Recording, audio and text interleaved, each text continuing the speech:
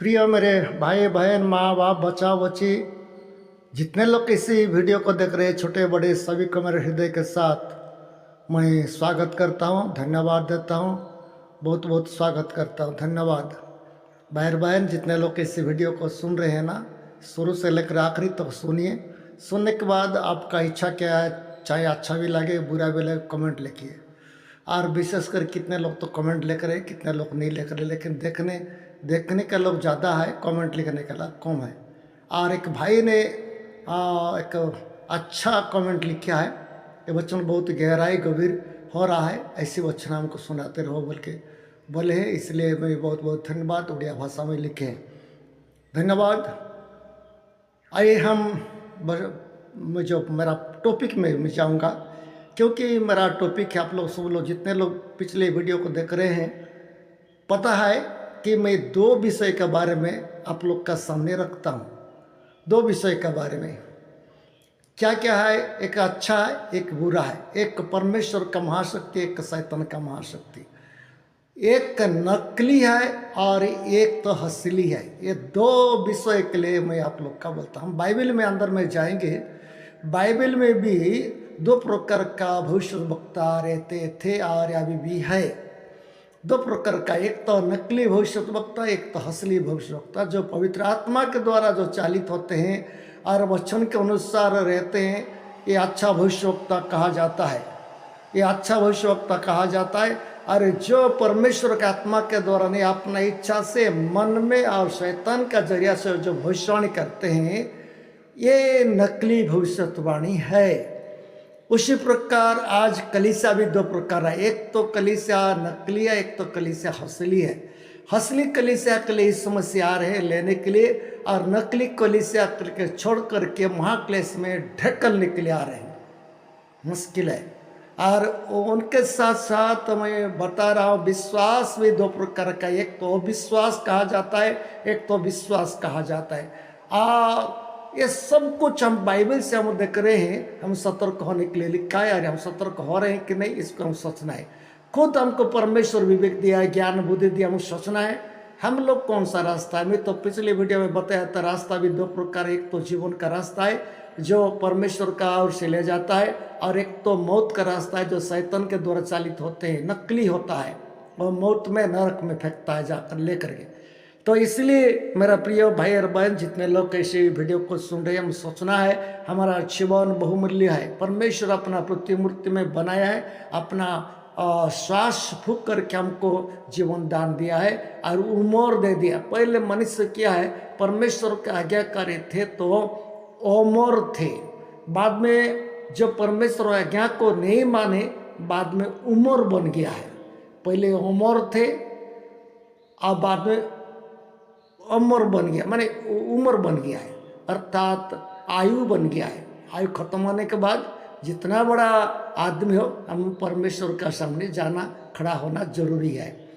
तो ठीक है, तो इसलिए मैं प्रत्येक विषय के लिए दो दो बात के लिए आप लोग का सामने रखता हूँ।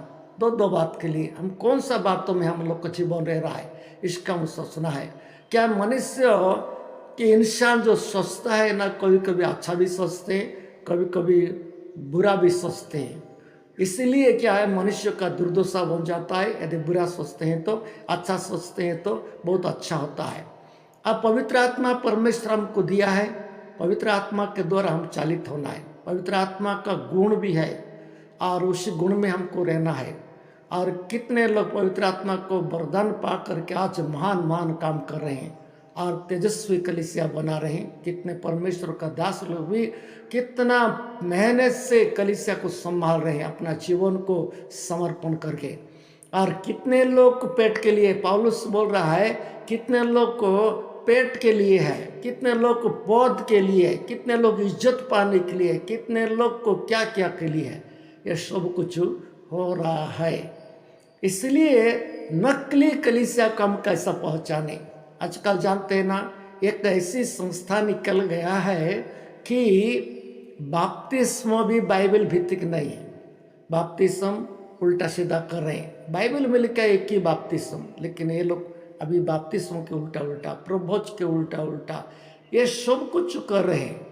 तो इसलिए मैं बोलना चाहता हूँ, बाइबल में जो हमको लिखा है ना, उसको हम देख करके चलने का हमको आदत बनाना जरूरी है, क्योंकि बाइबल परमेश्वर का द्वारा है। और उसको छोड़ करके यदि कोई उल्टा करेंगे तो ये तो नकली बन जाता है, असली नहीं बनता है। प्रत्येक विषय के लिए दो दो विषय है।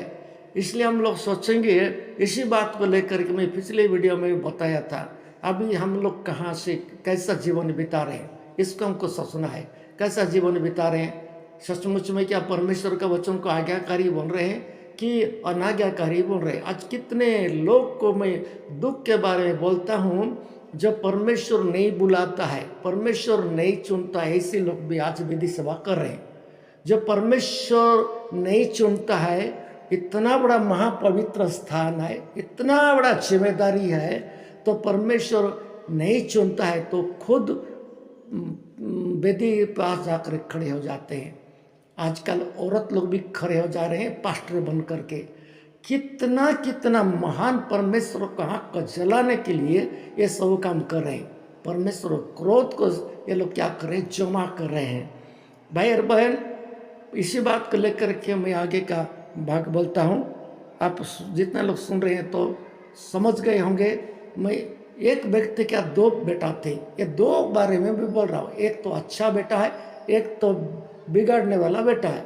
लेकिन उसी में हम लोग सोचते हैं कि पहले हम लोग इसहाक घर में दो बेटा थे, एक तो एसाव था बड़ा और एक तो याकूब था। याकूब माँ का बात मान करके माँ का बात को पालन किया है, आशीष पाया है।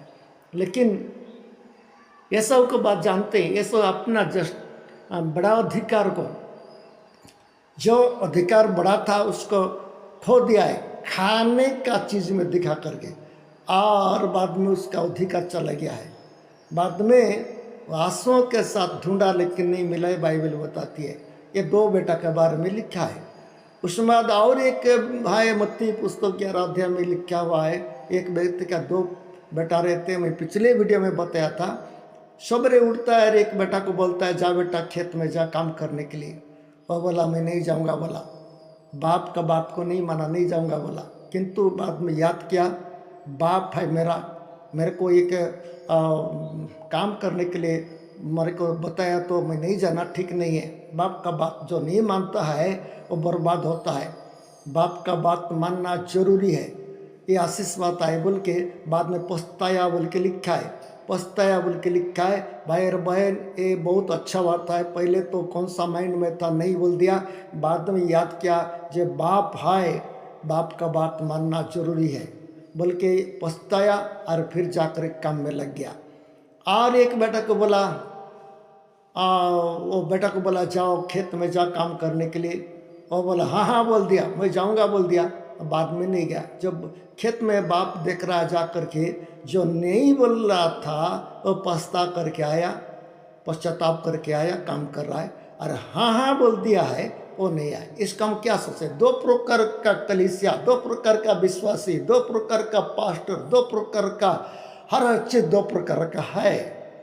तो एक बेटा नहीं बोल के पछता करके जाकर काम कर रहा है, इसको बाद में बाप पर खुश हो गया, आशीष दे दिया। और जो कि हाँ बोल दिया खाली मुंह में, बातों के द्वारा। आज कितने मसीह लोग ना बातों में है, केवल बातों में है, प्रार्थना में, बातों में है, शब्दों में है, और उसके अलावा कुछ भी नहीं है। मेरा कहने का है, ऐसी हम मसीह है तो कैसा मसीह बन सकते हैं हम लोग, खुद सोचना है।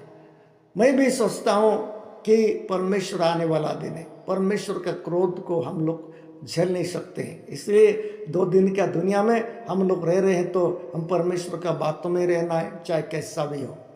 तो बाद में मैं और एक बात बताया था, एक जोड़व पुत्र का बारे में बताता। वो भी 2 भाई थे, एक तो बाप के साथ था, एक तो चला गया, बाद में उसको पछताया, वो भी बहुत झेला और आ करके माफ़ी मांगा, जानते हैं। बाद में जब लौट आया, पिता बहुत खुश हो गया, उनका घर पूरा खुश में भर गया, और पिता का आनंद बोल नहीं सकते कितना भयंकर हुआ।